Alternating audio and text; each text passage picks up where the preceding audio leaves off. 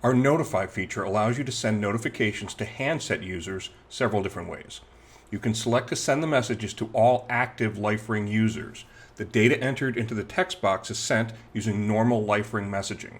If a LifeRing user has intermittent comms, the message is temporarily held until the user reconnects to the server. You can use this expiry pull-down to select how long to hold the message for. You can also segment which users receive the message notification by geographic bounds. I have a bunch of users up here in this one area, but I only want to send a notification to everybody south of here, or maybe just these 2 users. I can select bounds and can either draw a box or a polygon shape around the area on the map. Now when I hit send, just those 2 users receive the notification message. You can select to send a GCM plain text message. This information is sent via GCM to every handset that is ever connected to the LifeRing server. The message is sent using GCM Android and iOS notification technology, and it will be received if the recipient's smartphone is up and running LifeRing or when they launch LifeRing. Here's how that looks when it's received by the handsets.